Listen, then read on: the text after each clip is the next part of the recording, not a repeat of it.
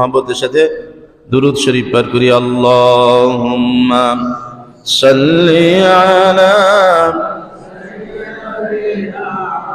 মাওলানা মুহাম্মাদ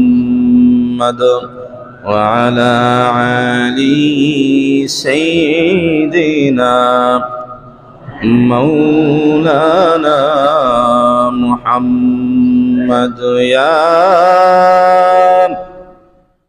সাহিবাল জামালি ওয়া ইয়া সাইয়্যিদাল বাশার মিন ওয়াজহিকাল মুনীরি লাকাদ নাওয়ারাল কামার বালাগাল উলা বিকামালিহি কাশাফাদ দুজা বিজামালিহি হাসুনাত জামিউ ফিসালিহি সাল্লু আলাইহি ওয়া আলিহি।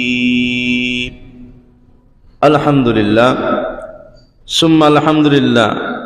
আল্লাহ জাল্লা শানহু আম্মা নওয়ালহুর দরবারে অসংখ্য শুকরিয়া এই জন্য যে আল্লাহ তাআলা দয়া করে মায়া করে আমাদেরকে মুসলমান হিসাবে দুনিয়ার মধ্যে প্রেরণ করেছেন, এই জন্য শুকরিয়া আদায় করি আলহামদুলিল্লাহ। আরো শুকরিয়া আদায় করি এই জন্য যে আল্লাহ রাব্বুল আলামিন আমাদেরকে ঈমানের মতো এক দৌলত দান করেছেন। সম্মানিত মুসল্লিয়ানি কেরাম, আমি 28 পারা সূরা সফের 8, 9, 10, 11 নম্বর আয়াত তিলাওয়াত করেছি। এর উপর ভিত্তি করে আলোচনা করার জন্য মনস্থ করেছি। ওমা তৌফিকি ইল্লা বিল্লাহ। এই সূরার 8 নম্বর আয়াতের মধ্যে আল্লাহ তাআলা বলেন, ইউরিদুনা লিইউতফিউ নূরাল্লাহি বিআফওয়াহিহিম ওয়াল্লাহু মুতিম্মু নূরিহি ওয়ালাউ কারিহাল কাফিরুন।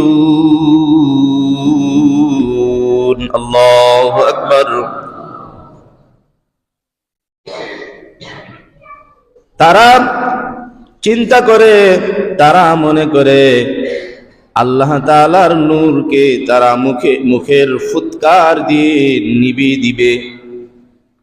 অর্থাৎ কাফের, মুশরিক, ইহুদি, নাসারা, খ্রিস্টানেরা, হিন্দুত্ববাদীরা, ইসকনেরা তারা মনে করে আল্লাহ রাব্বুল আলামিনের নূরকে তারা ফুৎকার দিয়ে নিভিয়ে দিবে। এর ব্যাখ্যায় বিভিন্ন মুফাসসিরিনদের বিভিন্ন কথা আসছে। ইউরিদুনা লিইউতফিউ নূরাল্লাহি বিআফওয়াহিহিম ওয়াল্লাহু মুতিম্মু নূরিহি ওয়ালাউ কারিহাল কাফিরুন। এই ব্যাখ্যায় বলে যে রাসূলুল্লাহ সাল্লাল্লাহু আলাইহি ওয়াসাল্লামকে তারা হত্যা করার জন্য ষড়যন্ত্র করেছিল বিভিন্নভাবে, বিভিন্ন পায়তারায়। বলে তায়েফের ময়দানে, বদরের যুদ্ধে, উহুদের যুদ্ধের সময়, অন্যান্য যুদ্ধের ক্ষেত্রে, এবং কি মদিনাতেও বলে ইহুদিদের যে সর্দার তারা রাসূলুল্লাহ সাল্লাল্লাহু আলাইহি ওয়াসাল্লামকে হত্যা করার জন্য, পৃথিবী থেকে বিদায় করে দেওয়ার জন্য বিভিন্ন ষড়যন্ত্র করেছে, কিন্তু পারে নাই। আরেক ব্যাখ্যায় বলছেন যে এর অর্থ হইল কাফের, মুশরিক, বেঈমান, ইহুদি, নাসারা, খ্রিস্টান, ইসকন, হিন্দুত্ববাদীরা তারা কোরআনের আওয়াজকে বন্ধ করে দিতে চায়। কোরআনের আওয়াজ যাতে না হয় এইটাকে বন্ধ করে দিতে চায়। আল্লাহ রাব্বুল আলামিন এই পরিপ্রেক্ষিতে এই আয়াত নাজিল করে জানায় দিলেন, তোমরা যতই ষড়যন্ত্র করো, যতই তোমরা কুটো কৌশল করো না কেন, আমার দ্বীনকে, আমার কোরআনকে আমার নবীকে অর্থাৎ আমার নবীর রেখে যাওয়া দিনকে তোমরা কখনোই ধ্বংস করতে পারবে না, বন্ধ করে দিতে পারবে না। এই জন্য আল্লাহ রাব্বুল আলামিন বলেন, ইউরিদুনা লিইউতফিউ নূরাল্লাহি বিআফওয়াহিহিম ওয়াল্লাহু মুতিম্মু নূরিহি। আর আল্লাহ তাআলা তার নূরকে অবশ্যই পরিপূর্ণ করবেন। আল্লাহ চায় তার নূরকে পরিপূর্ণ করার জন্য, কাফেরেরা চায় নিভিয়ে দেওয়ার জন্য, ইসকনেরা চায় নিভিয়ে দেওয়ার জন্য, খ্রিস্টান ইহুদি নাসারারা চায় আল্লাহ তাআলার নূরকে স্তব্ধ করে দেওয়ার জন্য।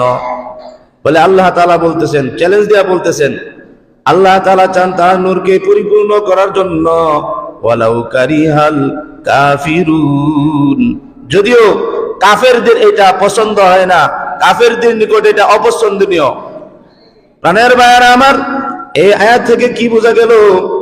কাফের মুশরিকেরা, হিন্দুত্ববাদীরা, অমুসলিমেরা রাসূলুল্লাহ সাল্লাল্লাহু আলাইহি ওয়াসাল্লামের সময় যেমনি ভাবে কোরআনের আওয়াজকে স্তব্ধ করে দেওয়ার জন্য উঠে পড়ে লেগেছিল, তেমনি ভাবে ওইটার ষড়যন্ত্র শেষ হয়ে যায় নাই, বন্ধ হয়ে যায় নাই, অদ্যাবধি পর্যন্ত চালু আছে।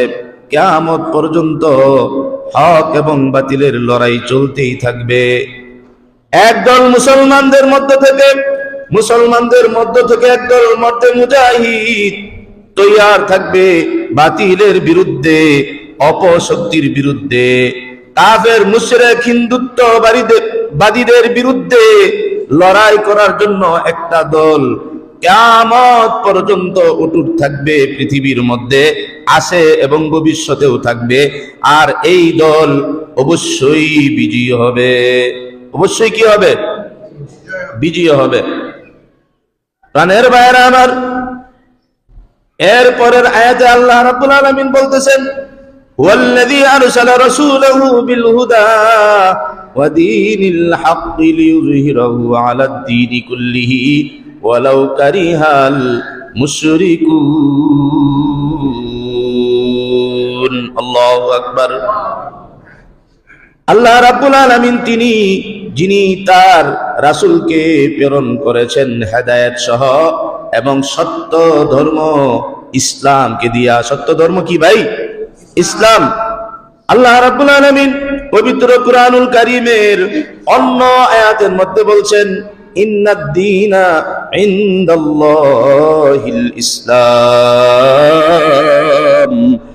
আল্লাহ রাব্বুল আলামিনের নিকট একমাত্র, কেবলমাত্র, শুধুমাত্র দ্বীন হইল ইসলাম। আল্লাহ তাআলার নিকট মনোনীত ধর্ম হইল কেবলমাত্র, একমাত্র, শুধুমাত্র ইসলাম। ইসলাম ভিন্ন অন্য যত ধর্ম আছে, ইহুদি, নাসারা, খ্রিস্টান, বৌদ্ধ, বলে হিন্দু, সব ধর্ম বাতিল। কোন ব্যক্তি যদি বলে আমাদের ধর্মের চেয়ে হিন্দু ধর্মের আচরণ ভালো, ওই ব্যক্তি ঈমান থেকে খারেজ। ওই ব্যক্তি ঈমান থেকে খারেজ। আমাদের ধর্মের যোদ্ধাদেরকে রাসূলুল্লাহ সাল্লাল্লাহু আলাইহি ওয়াসাল্লাম কেমন শিক্ষা দিয়েছেন জানেন নাকি? ইয়ারমুকের যুদ্ধ, উবাইদা ইবনে জাররা রাদিয়াল্লাহু আনহু প্রধান সেনাপতি করে রাসূলুল্লাহ সাল্লাল্লাহু আলাইহি ওয়াসাল্লাম ইয়ারমুকের যুদ্ধের মধ্যে পাঠিয়েছেন। ইয়ারমুকের যুদ্ধ যখন শুরু হইল, প্রধান সেনাপতি আবু উবাইদা ইবনে জাররা রাদিয়াল্লাহু আনহু অন্যান্য সেনা প্রধানদেরকে, অন্যান্য ছোট অন্য দলদেরকে জানিয়ে দিলেন, তোমরা সবাই ইয়ারমুকের যুদ্ধে অংশগ্রহণ করো। এই সুবাদে মিশরের সিরিয়ার মধ্যে এক দল ছিল। সিরিয়ার যে সেনা প্রধান ছিল, সে যখন এই সংবাদ পাইল, সে যখন ইয়ারমুকের যুদ্ধে যখন অংশগ্রহণ করবে, তার অধীনস্থ যত সৈন্য ছিল সকলকে একত্রিত করে বলল, আমাদের দায়িত্ব ছিল এই দেশ, এই এলাকা বিজয় হওয়ার পর এই এলাকার মধ্যে যত অমুসলিম আছে তাদেরকে নিরাপত্তা দেওয়ার দায়িত্ব আমাদের ছিল। এই জন্য আমরা তাদের কাছ থেকে ট্যাক্স আদায় করতাম। কি করতাম ভাই? কথা বলতে হলে পরে বাড়িতে যায় করতে বলতে পারবেন না? পারবেন না? সামনে বসে কেউ যদি কথা বলে বয়ানের সমস্যা হয়, এরগুলি করবেন না। চোখ বারবার ওইদিকে যায়, আপনি বুঝেন না। কি বলছিলাম যেন? আমরা ট্যাক্স তাদের কাছ থেকে, অমুসলিমদের কাছ থেকে ট্যাক্স আদায় করার বিনিময়ে আমরা তাদেরকে নিরাপত্তা দিতেছিলাম। নিরাপত্তা দেওয়ার দায়িত্ব আমাদের উপর ছিল। যেহেতু আমরা এখন আর থাকবো না, আমাদের যুদ্ধের মধ্যে অংশগ্রহণ করতে হবে, ইয়ারমুকের যুদ্ধে, সুতরাং তাদেরকে তো আমরা আর নিরাপত্তা দিতে পারবো না। এই জন্য তাদের ট্যাক্সগুলি তাদের কাছে ফেরত দিয়ে দিই। জনসাধারণকে ডাকা হলো, বলল যে ভাই, এতদিন পর্যন্ত আপনাদেরকে নিরাপত্তা দেওয়ার দায়িত্ব আমাদের অধীনে ছিল, এখন যেহেতু আমাদেরকে ইয়ারমুকের যুদ্ধের মধ্যে অংশগ্রহণ করতে হবে, আমরা আর আপনাদেরকে নিরাপত্তা দিতে পারবো না, আমাদের এত সৈন্য নাই, সুতরাং আপনারা আপনাদের ট্যাক্সগুলি ফেরত নিয়ে নেন। সুবহানাল্লাহ। এটা হলো মুসলমানদের যুদ্ধনীতি, এটা হলো মুসলমানদের নীতি, এটা হলো মুসলমান সৈনিকদের নীতি। রাসূল সাল্লাল্লাহু আলাইহি ওয়াসাল্লামের সাথে করা সৈন্যদের নীতি হইল এইটা। আর হিন্দু বলেন, কাফের বলেন, মুশরিক বলেন, খ্রিস্টান বলেন, ইহুদি বলেন, কোন ধর্মের মধ্যে এই নীতি দেখাইতে পারে নাই। এই নীতি যখন দেখলো জনসাধারণ অবাক হয়ে গেল। এই নাকি মুসলমানদের নীতি, এই নাকি মুসলমানদের নীতি। ইতিপূর্বে কোন রাজা বাদশাহ, কোন ধর্ম এই নীতি তো আমাদেরকে দিতে পারে নাই। সুতরাং তারা দোয়া করলো, আল্লাহ এই মুজাহিদ বাহিনীকে তুমি বিজয়ী দান করো। প্রাণের ভাইরা আমার, পরবর্তীতে মুসলমান যখন বিজয় হলো, তারা অনেকেই মুসলমান হয়ে গেল। সুবহানাল্লাহ। এটা হলো মুসলমানদের নীতি, এটা হলো মুসলমানদের সৈনিকদের নীতি। প্রাণের ভাইরা আমার, আর অমুসলিমদের নীতি হইল পুরাটাই এর বিপরীত। প্রাণের ভাইরা আমার, আল্লাহ রাব্বুল আলামিন এই সূরার ৯ নম্বর আয়াতের মধ্যে বলেন, ওয়াল্লাযী আরসালা রাসূলাহু বিল হুদা ওয়া দীনিল হাক্কি লিইয়ুযহিরাহু আলাদ দীনি কুল্লিহি ওয়ালাউ কারিহাল মুশরিকুন। আল্লাহ রাব্বুল আলামিন তার রাসূলকে প্রেরণ করেছেন হেদায়েত এবং সত্য ধর্ম সহ, সত্য দ্বীন সহ। ওয়াল্লাযী আরসালা রাসূলাহু বিল হুদা ওয়া দীনিল হাক্কি লিইয়ুযহিরাহু আলাদ দীনি কুল্লিহি। অন্যান্য সমস্ত ধর্মের উপর এই ধর্মটাকে, দ্বীনে ইসলামকে বিজয়ী করার জন্য আল্লাহ রাব্বুল আলামিন রাসূলুল্লাহ সাল্লাল্লাহু আলাইহি ওয়াসাল্লামকে প্রেরণ করেছেন এবং সত্য দ্বীন সহ, সত্য ধর্ম ইসলাম ধর্ম সহ আল্লাহ রাব্বুল আলামিন রাসূলুল্লাহ সাল্লাল্লাহু আলাইহি ওয়াসাল্লামকে প্রেরণ করেছিলেন। ওয়ালাউ কারিহাল মুশরিকুন, যদিও মুশরিকরা তা পছন্দ করে না, মুশরিকরা তা পছন্দ করে না। প্রাণের ভাইরা আমার, মুশরিকরা কিভাবে পছন্দ করবে? মুসলমান সৈনিক যারা যেই দেশে বলেন, পৃথিবীর যেই দেশের মধ্যেই বলেন, অতীত থেকে নিয়ে অদ্যাবধি পর্যন্ত মুসলমান যোদ্ধাদের নীতি দেখে, তাদের আদর্শ দেখে অন্য ধর্মাবলম্বীর যারা আবদ্ধ হয়, বন্দী হয়, তারা সব মুসলমান হয়ে যায়। ঠিক না? কথা বলেন।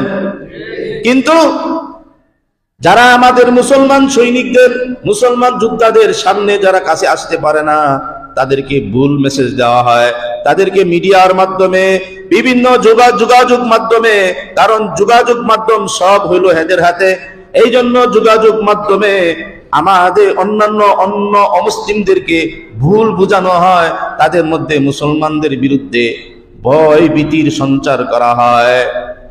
মোল্লা Omar, Laden, Osama bin Laden, এই সমস্ত জঙ্গির তকমা দিয়া ওই অমুসলিমদের অন্তরের মধ্যে ভীতি সঞ্চয় করা হয়, তাদেরকে মেসেজ দেওয়া হয়, বোঝানো হয় মুসলমান জাতি হইল জঙ্গির গোষ্ঠী, মুসলমান জাতি হইল জঙ্গি, এই মেসেজ দেওয়া হয়। কিন্তু যখন কোন অমুসলিম যখন কোন মুসলমান সৈনিকের হাতে বন্দী হয়, তাদের আদর্শ দেখে মুসলমান হয়ে যায়। এটার নজির এখনো ফিলিস্তিনের মধ্যেও আছে।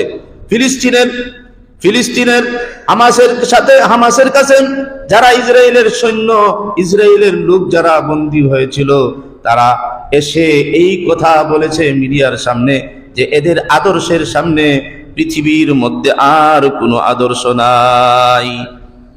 প্রাণের ভাইয়ার আমার, এই জন্য রাসূলুল্লাহ সাল্লাল্লাহু আলাইহি ওয়াসাল্লামের আদর্শই হইল উত্তম আদর্শ। রাসূল সাল্লাল্লাহু আলাইহি ওয়াসাল্লামের চরিত্রই হইল উত্তম চরিত্র। কোরআনের আদর্শই হইল উত্তম আদর্শ। মুসলমানের আদর্শই হইল উত্তম আদর্শ। ঠিক না বে ঠিক? প্রাণের ভাইয়ারা আমার, এর পরবর্তী 10 নম্বর আয়াতের মধ্যে আল্লাহ রাব্বুল আলামিন বলেন, ইয়া আইয়ুহাল্লাযীনা আমানু হাল আদুল্লুকুম আলা তিজারাতিন তুনজিকুম মিন আযাবিন আলীম।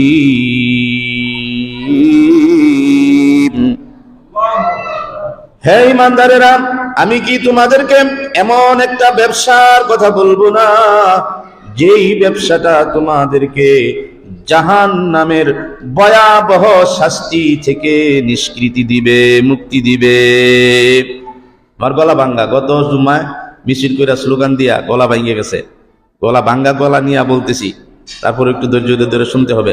প্রাণের ভাইয়েরা আমার, এই আয়াতের মধ্যে আল্লাহ তাআলা কি বলছেন? ঈমানদারদেরকে চ্যালেঞ্জ দিবেন, ঘোষণা করছেন, তোমরা যদি ইয়া আইয়ুহাল্লাযীনা আমানু হাল আদুল্লুকুম আলা তিজারাতিন তুনজিকুম মিন আযাবিন আলীম, আমি কি তোমাদেরকে এমন একটা ব্যবসার কথা বলবো না যেই ব্যবসাটা তোমাদেরকে জাহান্নামের ভয়াবহ শাস্তি থেকে মুক্তি দিবে।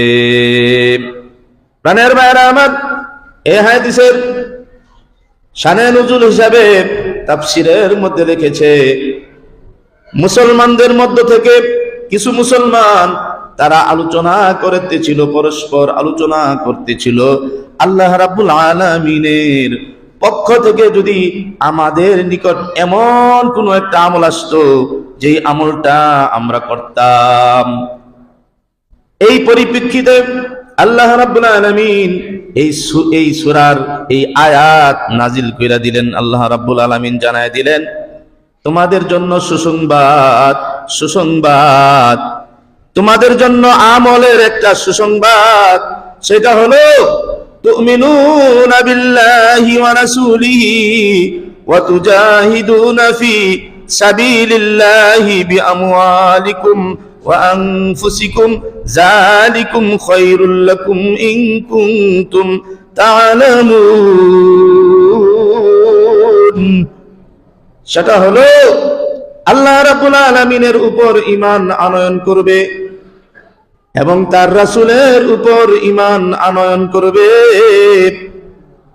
এবং আল্লাহর রাস্তায় জিহাদ করবে, জান এবং মাল দিয়া। কি দিয়া?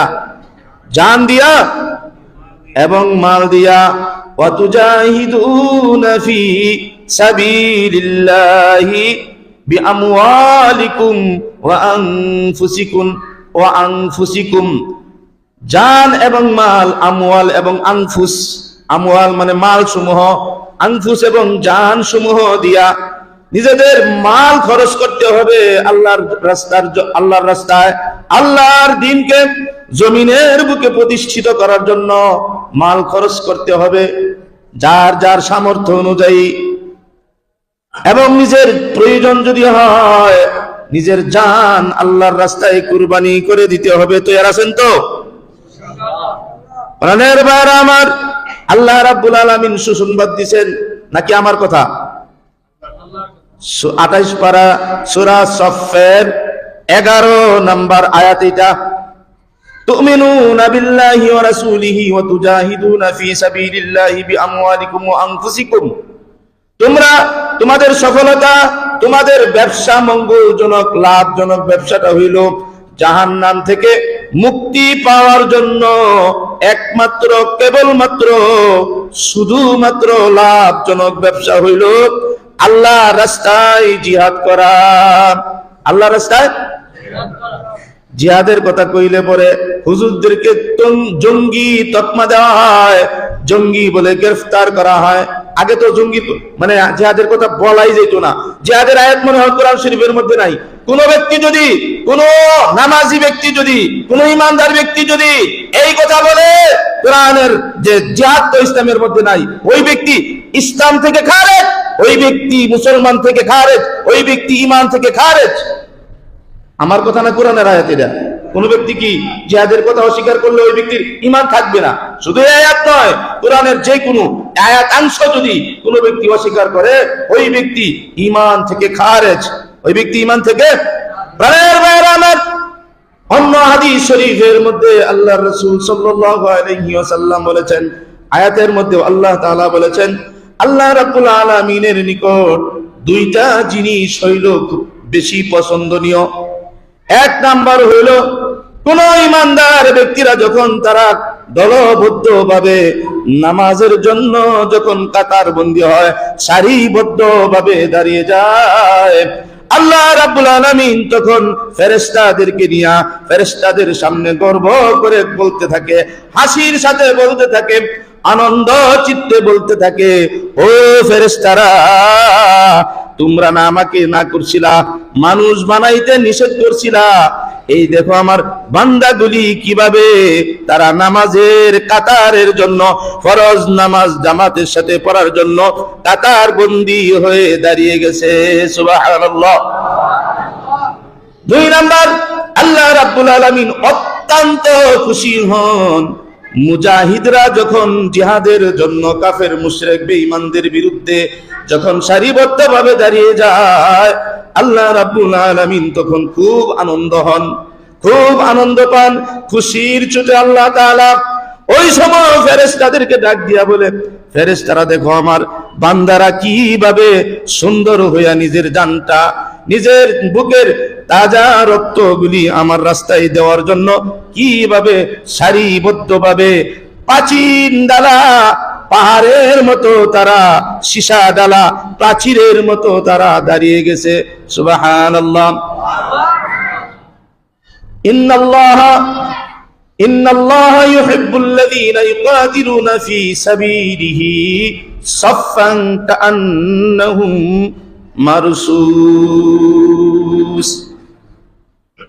নিশ্চয়ই ইন্নাল্লাহা ইউহিব্বুল্লাযীনা ইউকাতিলুনা ফী সাবীলিহি, যারা আল্লাহ রাব্বুল আলামিনের জন্য আল্লাহর রাস্তায় নিজের জানটাকে দিয়া দেয়, আল্লাহর রাস্তায় যারা শহীদ হয়, আল্লাহর জন্য আল্লাহর দ্বীনকে পৃথিবীর বুকে কায়েম করার জন্য, দ্বীনকে প্রতিষ্ঠিত করার জন্য যারা নিজের বুকের তাজা রক্তগুলি দিয়া দেয়, আল্লাহ রাব্বুল আলামিন ওই লোকগুলিকে খুব বেশি পছন্দ করেন, খুব বেশি ভালোবাসেন, খুব বেশি মহব্বত করেন। সুবহানাল্লাহ। ইন্নাল্লাহা ইউহিব্বুল্লাযীনা ইউকাতিলুনা ফী সাবীলিহি সাফফান কাআন্নাহুম মারসুস।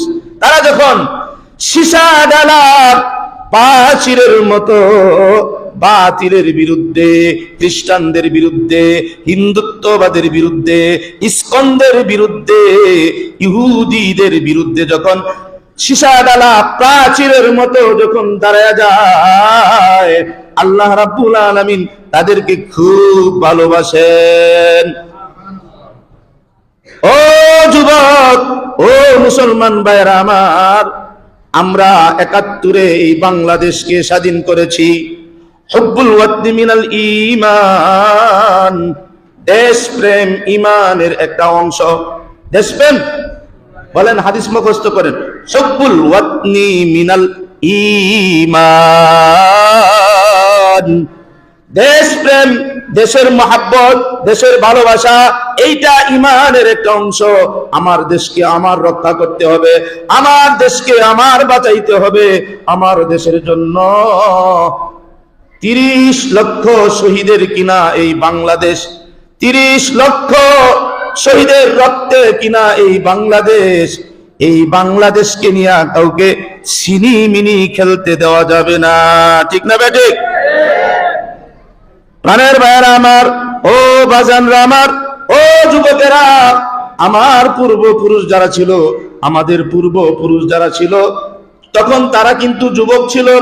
এই যুবকগুলি কিন্তু ৭১-এর যুদ্ধের সময় তারা যুদ্ধ করে আমাদের দেশকে স্বাধীন করেছিল। আবার ২৪ জুলাইয়ে এই যুবকরাই কিন্তু দেখায় দিল দেশকে কিভাবে স্বাধীন করতে হয় জালেমদের হাত থেকে, দেশকে কিভাবে মুক্ত করতে হয় অপশক্তির হাত থেকে, দেশকে কিভাবে অপশক্তির হাত থেকে বাঁচাইতে হয়। এই জুলাইয়ে ছাত্ররা দেখিয়ে দিয়েছে, ঠিক না ঠিক? ও যুবক, আবার প্রস্তুত থাকতে হবে, আবার প্রস্তুত হতে হবে। আমাদের বাংলাদেশকে নিয়ে ভারত অত্যন্ত ষড়যন্ত্র শুরু করেছে। যেই কোনো সময় যুদ্ধের ধামামা বেজে যেতে পারে, যুদ্ধের ডাক এসে যেতে পারে। বাদরে আমামা বাজিছে দামামা, বাদরে আমামা, শির উঁচা করি মুসলমান। দাওয়াত এসেছে নয়া জামানার, বাঙ্গা কিল্লায় উড়ে নিশান। স্কুলে যখন পড়তাম, কোন বইয়ের মধ্যে জানি এই কবিতাটা পড়েছিলাম, পুরাটা আমার মুখস্থ নাই, এই অংশটুকু মুখস্থ আছে। বাজিছে দামামা, বাদরে আমামা, শির উঁচা করি মুসলমান। দামামা মানে যুদ্ধের ডঙ্কা বেজে গেছে, বাদরে আমামা পাগড়ি বাঁধো, যুদ্ধের জন্য তৈয়ার হয়ে যাও। পাগড়ি বাঁধো মানে যুদ্ধের জন্য তৈয়ার হয়ে যাও। বাজিছে দামামা, বাদরে আমামা, শির উঁচা করি মুসলমান। মাথাকে, মুসলমান হলো সিংহর জাতি, মুসলমান ইসরায়েলকেও ভয় পায় না, আমেরিকাকে ভয় পায় না, ভারতের চোখ রাঙ্গানিকে মুসলমান ভয় পায় না, ঠিক না বেটে? প্রয়োজন হইলে এই বাংলাদেশকে রক্ষা করার জন্য, বাংলাদেশকে এই ভারতের হাত থেকে রক্ষা করার জন্য আবার যুবকেরা নিজের বুকের তাজা রক্তগুলি ঢেলে দেওয়ার জন্য তৈয়ার আছে তো যুবকেরা ইনশাআল্লাহ? নারে তাকবীর, নারে তাকবীর, নারে তাকবীর। দিন ইসলাম, দিন ইসলাম, দিন ইসলাম, দিন ইসলাম। ইসলামের আলো, ইসলামের আলো, ইসলামের শত্রুরা, ভারতের দালালেরা, ভারতের দালালেরা, ইসকনের দালালেরা, ইসকনের দালালেরা। মুখে বললে হবে না, মুখে স্লোগান অনেক দেওয়া যায়, স্লোগান মুখে অনেক দেওয়া যায়, কিন্তু এটা আমি বানায় বলছি না, আপনারা মিডিয়া আপনারা বেশি জানেন। ষড়যন্ত্র চলতেছে, যেই কোনো সময় বাংলাদেশের মধ্যে, বাংলাদেশ আর ভারত যুদ্ধ লেগে যেতে পারে, ষড়যন্ত্র চলতেছে। আল্লাহ তাআলা আমাদের দেশকে হেফাজত করুন, সবাই বলি আমিন। তুমিনুনা বিল্লাহি ওয়া রাসূলিহি ওয়া তুজাহিদুনা ফি সাবিলিল্লাহি বিআমওয়ালিকুম ওয়া আনফুসিকুম যালিকুম খায়রুল লাকুম ইন কুনতুম তা'লামুন। বলে তোমরা যদি আল্লাহ রাব্বুল আলামিনের উপর ঈমান আনয়ন করে থাকো এবং রাসূলুল্লাহ সাল্লাল্লাহু আলাইহি ওয়াসাল্লামকে তার রাসূল হিসাবে মেনে থাকো, আর আল্লাহর রাস্তায় জিহাদ করার জন্য যদি তৈয়ার হয়ে যাও নিজের জান এবং মাল দিয়া, তাহলে তোমাদের জন্য সুসংবাদ হইল যালিকুম খায়রুল লাকুম, এটা হবে তোমাদের জন্য উত্তম। কি হবে? ইন কুনতুম তা'লামুন, যদি তোমরা অনুধাবন করতে পারো, যদি তোমরা বুঝতে পারো। আমরা বুঝেছি ৭১-এর স্বাধীন, ৭১-এর সংগ্রামে আমাদের দেশের যুবকেরা বুঝেছিল, আবার ২৪-এর সংগ্রামে আমাদের যুবকেরা বুঝেছে। আবার যদি প্রয়োজন হয় ভারতের সাথে যুদ্ধ করতে হয়, অস্ত্র হাতে নিতে হয়, ট্রেনিং দিয়ে আমাদের যুবকদেরকে ট্রেনিং দিয়ে আমরা এই দেশকে রক্ষা করবো তো ইনশাআল্লাহ, আমাদের দেশকে হেফাজত করবো তো ইনশাআল্লাহ। কানের ভাইয়ারা আমার, ওই চিস্তিয়া কি কয় এটার নিজামুদ্দিন আজমির শরীফ, প্রাণের ভাইয়ারা আমার, আজমির শরীফ এটা এখানে খাজা মঈনুদ্দিন চিশতি রহমতুল্লাহ আলাইহি শায়িত আছেন।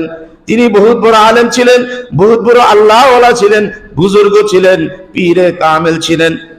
এত বড় বুজুর্গ এইখানে শায়িত। এখানে মসজিদ আছে। এই হিন্দুত্ববাদীরা, এই ইসকনের গোষ্ঠীরা, এই মুদির দালালেরা, এরা বলতেছে ওইখানে নাকি তাদের মন্দির আছে, নাউজুবিল্লাহ। এটার বিরুদ্ধে মামলা হয়েছে। যে কোনো সময় বাবরি মসজিদের মতো ওই আজমির শরীফকে ভেঙে দিতে পারে, নাউজুবিল্লাহ বলেন। এটা আমাদের একটা মুসলমানদের একটা ঐতিহ্য। এখানে আমাদের পীর বুজুর্গ খাজা মঈনুদ্দিন চিশতি রহমতুল্লাহ আলাইহি শায়িত আমাদের মসজিদ আছে এখানে। এটাকে যদি ভেঙে দেওয়া হয়, এইবার কিন্তু আর মুসলমানরা ক্ষমা করবে না। এই বাবরি মসজিদ ভেঙে ফেলেছে, শত শত বৎসর যাবত যেই মসজিদ প্রতিষ্ঠিত ছিল, এই বাবরি মসজিদ ভেঙে এইখানে তারা মন্দির করেছে। এটা কি মুসলমান সহ্য করার মতো? এটা আপনাদের গায়ে কি একটু রক্তক্ষরণ হয় না? আপনাদের ইমানের মধ্যে একটু জাগরণ হয় না? কোনদিন চিন্তা করছেন শুধু খাও দাওয়ার ফুর্তি করো, দুনিয়াটা মস্ত বড়, এইভাবে চললে হবে নাকি চিন্তা করতে হবে, দিনকে নিয়ে ভাবতে হবে? আল্লাহ রাব্বুল আলামিন এই খাও দাও ফুর্তি করো, অট্টালিকা করো, এইটার জন্য আমাদেরকে পাঠায় নাই। আল্লাহ রাব্বুল আলামিন আমাদেরকে দুনিয়ার মধ্যে পাঠাইছেন আল্লাহ রাব্বুল আলামিনের দ্বীনকে দুনিয়ার মধ্যে প্রতিষ্ঠিত করার জন্য। কিসের জন্য ভাই? দ্বীনকে প্রতিষ্ঠিত করার জন্য, আল্লাহর দ্বীনকে আল্লাহর জমিনে প্রতিষ্ঠিত করার জন্য তৈয়ার আছেন তো ইনশাআল্লাহ? ইন্নাদ দীনা ইনদাল্লাহিল ইসলাম, আল্লাহ তাআলার নিকট একমাত্র মনোনীত ধর্ম হলো ইসলাম। এই জন্য ইসলামের পক্ষে থাকবো, ইসলামকে কায়েম করার জন্য আজীবন চেষ্টা করব। যদি মাল লাগে মাল দিতে তৈরি আছি তো ইনশাআল্লাহ? জানও দিতে হবে, মালও দিতে হবে। যারা বয়স্ক আমরা হয়তো যুদ্ধে যাইতে পারবো না, কিন্তু যুবকেরা তৈরি হইতে হবে। আল্লাহ তাআলা আমাদেরকে বুঝার এবং আমল করার জন্য তৌফিক দান করুক। সবাই বলে আমিন।